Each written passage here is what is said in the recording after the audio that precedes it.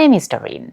I'm a holistic sexologist that cares so much to help us understand how our emotional life, our physical life, our psychological life, our mental health, our physical health really all tie down into our capacity to experience pleasure, right? And the aspect of pleasure that I really talked about more for women is arousal. And I'm not stopping.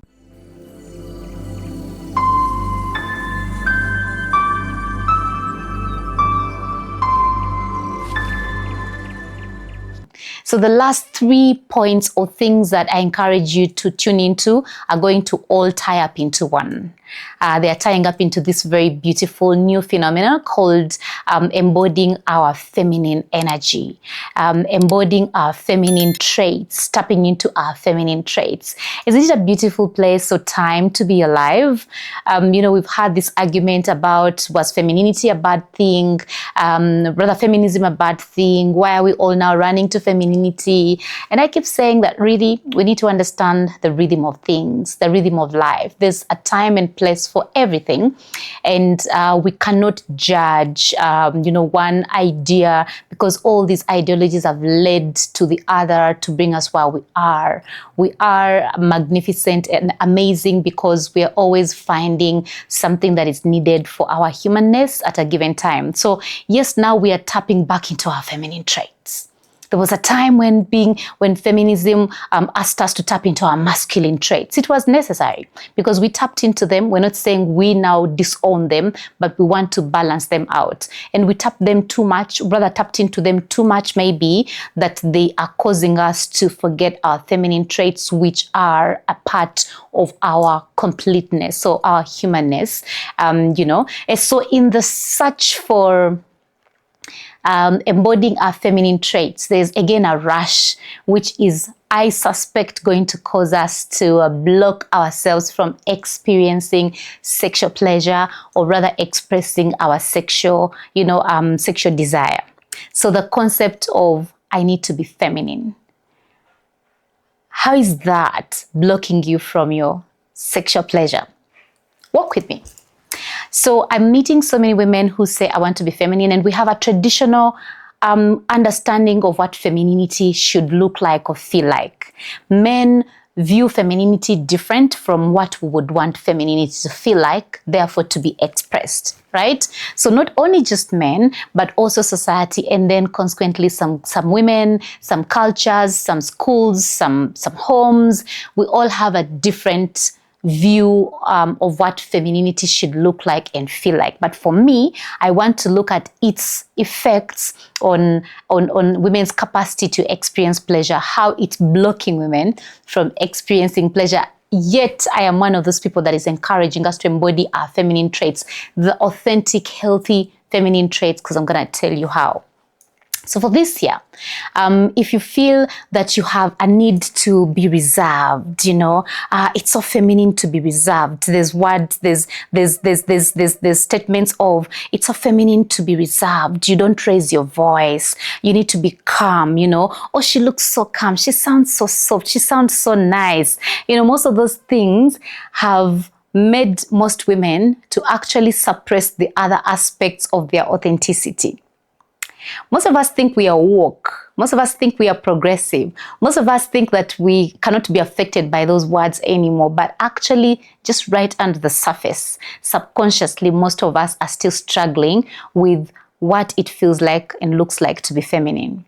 So for most of the times, a woman who has been assertive, who is ambitious, who is loud, who owns the room, who is the life of the party, has been called those words to suggestively say that she's not feminine. And on the other hand, you will hear people tell you, oh my God, you're such a good listener. Oh my God, you are so, you look so reserved. Oh my God, you have a few words. Oh my God, you don't show your anger. Yeah, and let me tell you what's happening. Healthy expression of emotions has been curtailed because of that need to look a certain way, as opposed to feeling all our emotions. So most of us are going around with, now we need to wear pink, I need to sit a certain way, and there's nothing wrong with that if it's authentic. If it comes from internally sourced parts of our femininity. But when there are things we must do to look feminine, to attract friends, to attract men, it's blocking us from our sexual desire, and that is blocking us from experiencing vitality, authenticity, and living a passionate life. Because, it makes us numb out certain emotions, and we dispense a lot of energy while we are numbing. This is what happens. Picture a woman who is in a relationship. Mostly I see women who are in trauma bonds, women who are married to narcissistic partners. They have a lot of anger, but they've been conditioned to be nice girls, to say yes, to be people pleasers, and most people pleasers and women who have a lot of empathy are the ones that end up attracting narcissists. I keep saying that, of course, the full ones attract the empty ones, but I mean, it's paradoxical that the good girls end up attracting the abusers.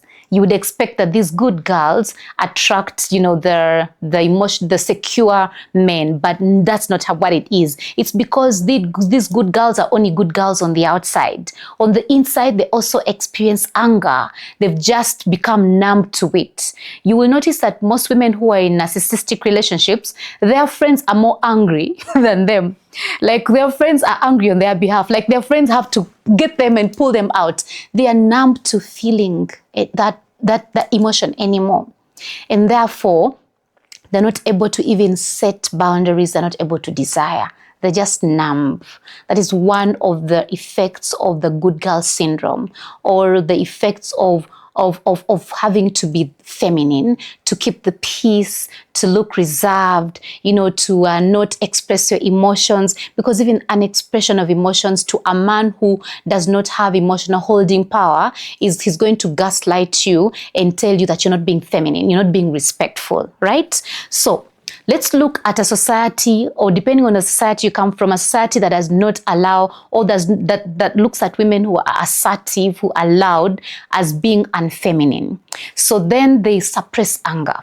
When you suppress anger, you sort of like this, you channel your erotic energy. You channel this life force energy. The life force energy is joy.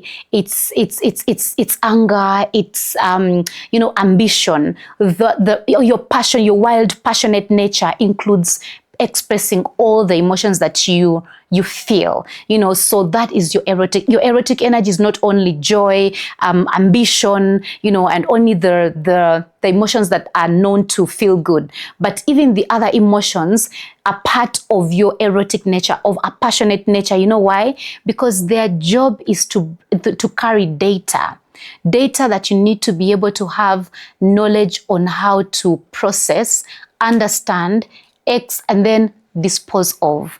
Anger is just an emotion, meaning it's energy in motion. It brings you information, you pick the information so that you can act in your own behalf. Because if you experience anger, I'm not saying you should go and slap your husband. I'm not saying that you should go and beat your kids, but rather you tap into it and accept it.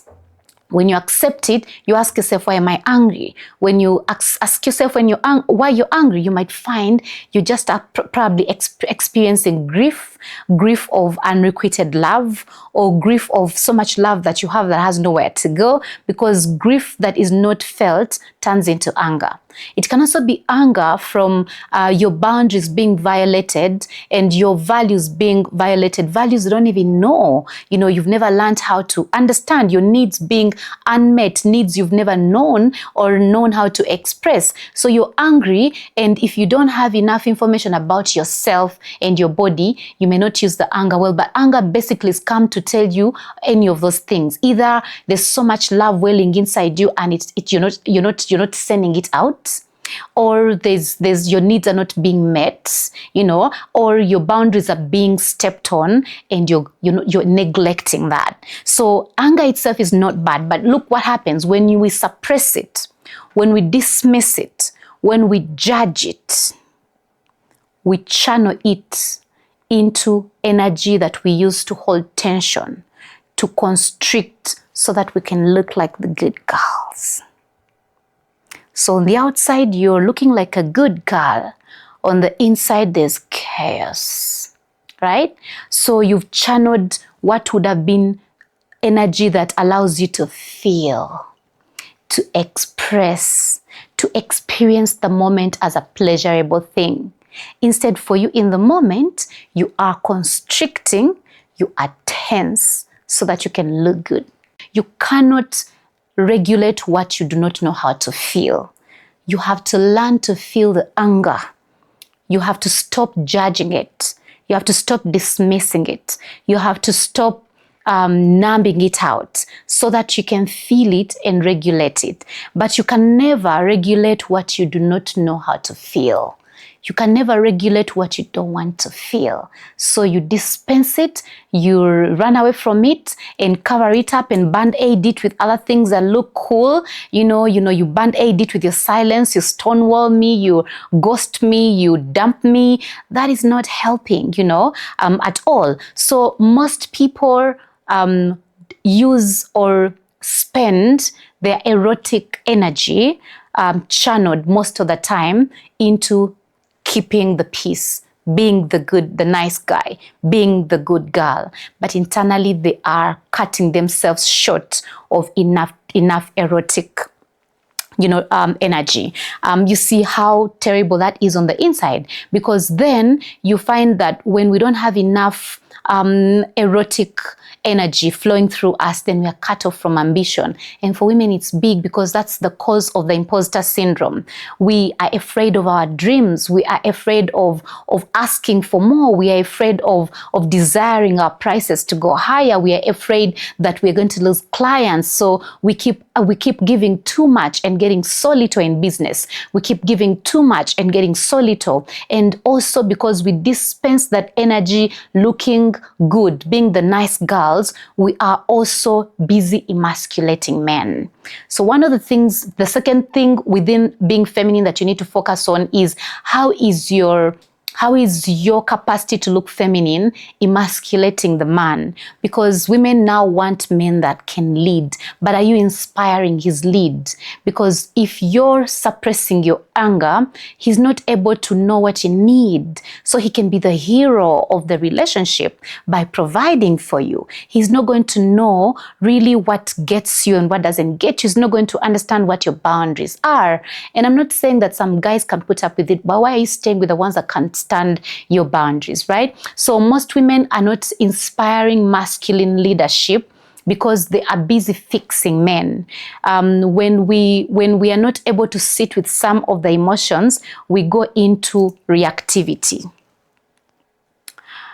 Reactivity is when you spend most of your energy controlling the situation from ending badly, that you're not able to feel or to receive masculine provision. Listen up. If you want a man that makes you feel safe, that a man that is peaceful, a man that is calm, a man that's providing for you, you have to train your body to get used to those feelings. I'll say that again. We can't say that we want men that can provide for us when we don't know how to receive provision. We can't say that we want men that lead us when we don't have the resilience to allow them to lead. We can't say that we want men that can be able to validate us when we are so busy criticizing them and stonewalling through conversations, or even just not communicating our needs. But we are not able to do that because that is a bodily experience. For most women who have restricted themselves from experiencing the full range of their emotions, internally they are disconnected from the experience of joy, of pleasure, of ambition, and that means they cannot be able to even receive it.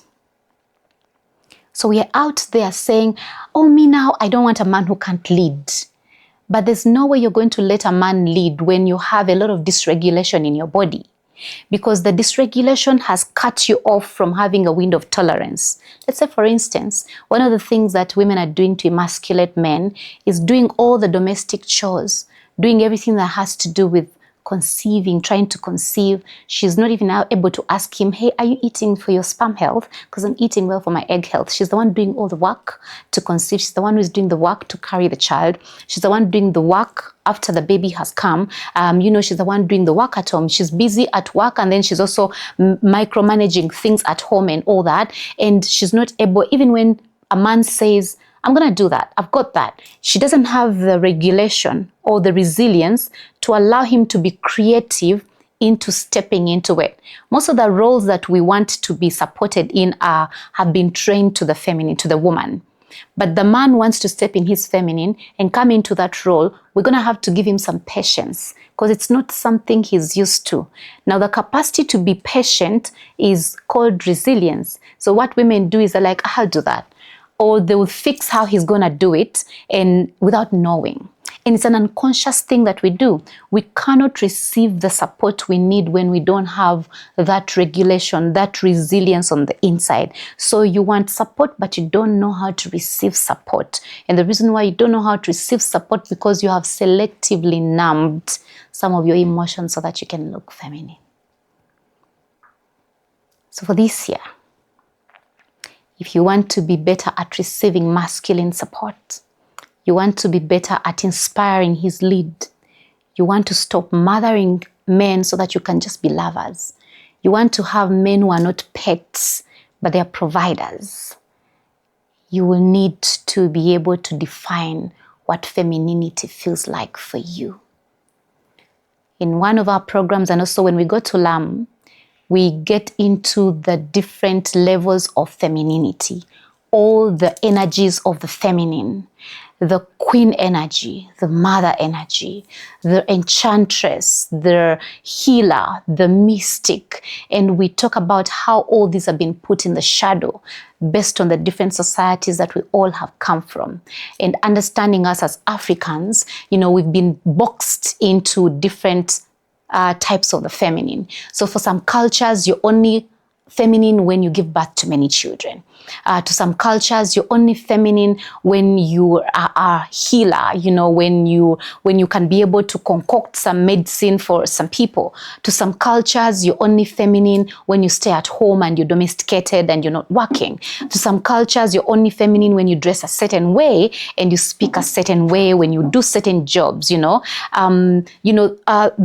ideas of what femininity should look like have really curtailed on how women are represented in different spaces, in when medicines are being designed for them, in the legislative stature, in different aspects, because culture has decided women are this because the culture is expecting them to be like that. So we have to go deep in and really understand where our feminine traits have been hidden, how they've been hidden, so that we can rebirth them, get wild with them, and be able to sit with the sensations of them, understand them, and express them. When you allow yourself to be boxed into one type of the feminine, it also is curtailing your sexual arousal. It's affecting your capacity to desire, right? Because there's suppressed energy on the inside, so the complete flow of eros is not happening. Instead, that energy is channeled into suppression, constriction, and honestly, the body cannot be silenced. The body is turning that into IBS, irritable bowel syndrome. It's turning that into gut-related issues. It's turning that into how our bodies now, morphology is coming through. Most of us are not able to express ourselves. Every time you want to express yourself, you just don't know why the words are not coming out, or you're muffled up, or I speak to so many women who say, I don't know, Doreen, when I'm talking to you, I'm very strong and powerful, but when I'm given a script or when I'm given a role to go and I'm asked to go and present something, I don't know why my voice goes small. I don't know why my voice screeches.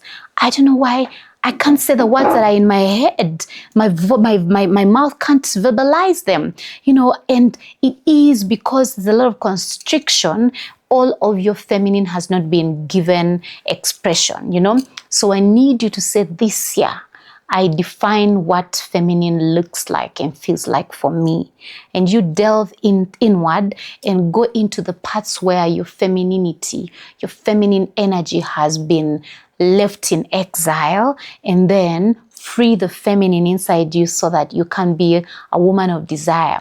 I was reading a book by one called Habib Akande. Habib Akande has written amazing books about female pleasure, especially for the African woman. And one very enticing one is Women of Desire, or the other is Kunyaza. He's written a lot about the East African concept of squatting, that is Kachabali, Kunyaza, you know, from Uganda we call it Kachabali, from Rwanda they call it Kunyaza, you know, and it's amazing.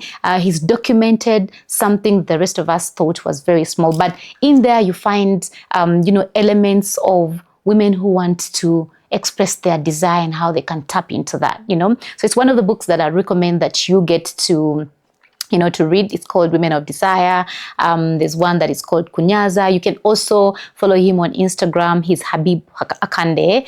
You know, there's so many other books that you can read as well to be able to help you expand your feminine. The one that we are reading currently is called Women Who Run with the Wolves. I say currently because we use this book every year to softly launch us into our book reviews.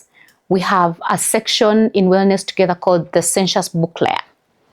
Now, the Sensuous Book Layer is a community of women who want to tap into their intellectual wellness, but use that to read more about, you know, healing, how to heal ourselves, how to heal different aspects of ourselves. So one of the books that we found profoundly, really, really empowering was Women Who Run with the Wolves, because it helps you to rewild with all your feminine aspects, understand really how these aspects were curtailed. I have so many chapters in there that are all very huge and very strong. So we take it chapter by chapter. We first read it all, and now we take it chapter by chapter. In February, we want to look at the feminine in love, feminine communication, feminine expression in love, you know, how the feminine falls in love. Because again, we are seeing that we are mostly anxiously attached. We want to attach so quickly to prevent rejection and abandonment. We fantasize in relationships, or fantasize relationships like you're with somebody but you're not able to live with their imperfect real self. You're instead with them and you're loving the men they would be.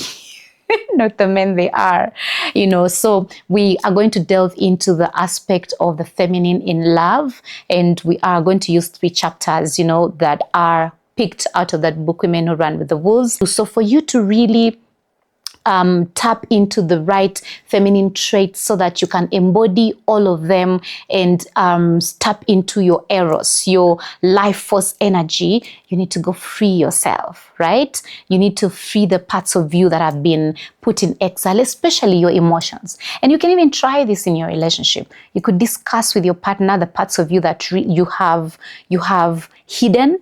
Maybe there's a greedy part of you that has made you feel, you know, like shame. Food is put on the table, and for you 1 minute the food is finished, and you've really been feeling like that's unfeminine. Maybe there's a road rage part of you that has been making you feel unfeminine, and you know, and you did not know how to deal with that one. How about you explore that sexually? How about you ask your partner, or rather ask yourself, what it would be like to use the greedy part in you and kiss your partner with all the greed that you can master up.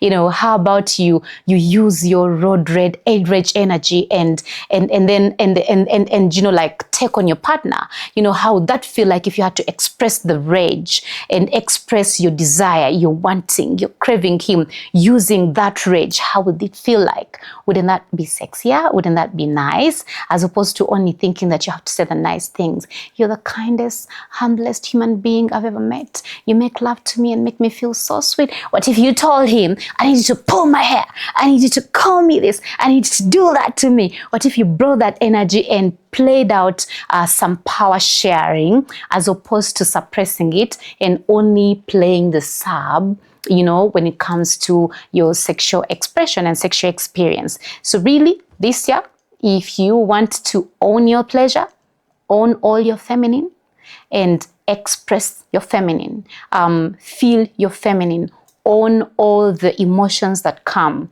Emotions are never the problem. It is our language. It's our capacity to tap into them, get the data they bring, use it for our own good. I'm not saying that owning your anger should mean that you go and use it on the road. No, it's about acknowledging that I'm feeling like this. And then going deeper. Why am I angry on the road? Why am I angry literally at everybody who is passing by me?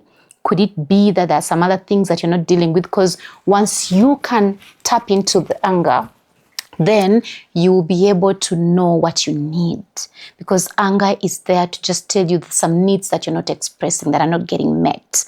Anger is the little child in you that is not going to be kept quiet unless you become the parent yourself and let the child know that I hear you, baby girl, and I am going to ensure that they hear our needs, but we don't need to shout at people simply because you have a need, you know. So tap into your needs, because when you tap into your needs, anger is trying to say there's some boundaries that you need to set, you know, and parenting your inner child or being the masculine to the feminine in you, the animus, is being able to now set boundaries to the things that matter to you, right? So I hope you can be able to tap into that, and I hope you can be able to understand that to desire, to want is part of what helps us build a sexual identity that feels fulfilling to us. All right, that's been amazing. I hope so. I hope you find it really amazing. It's been 10 things that I wish you can tap into to own your desire. Women have a right to feel sexual desire. Women have a right to live fulfilled and fulfilling, authentic lives. They have a right to connect to their partners and to feel a purpose, a sense of purpose in life. They have a right to live vibrant lives, you know. A sense of power comes from a sense of agency, and power really is and can be a byproduct of desiring. For you to be able to desire allows you to feel a certain sense of power and a great sense of agency, right? When the freer you allow yourself to be, the more you can be. The freer you allow yourself to be, the more you can be, right? And the more we get to do that, the closer we come to a self-authored identity. The closer we come to feeling authentic and expressing our authenticity. And I know that's your ultimate goal for this year. So is my wish for you. Thank you so much for being here.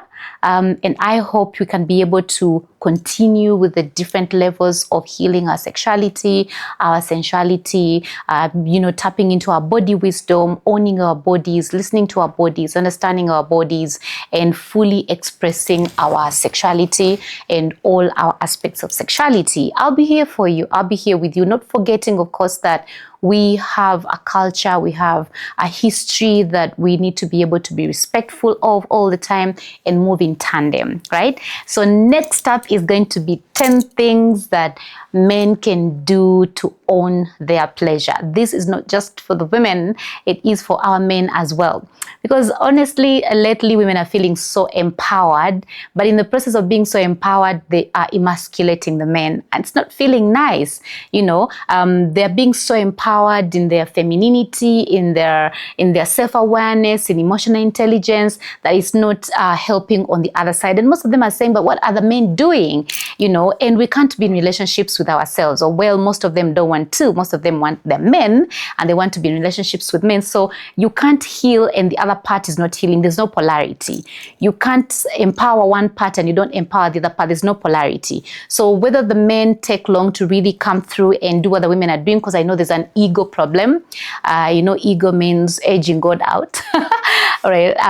So there's an ego issue, but we will talk, and hopefully they will be able to as well understand that they can be able to enhance, their sexual pleasure. So next up, is 10 things men can do to own their pleasure. This is Heal with Doreen.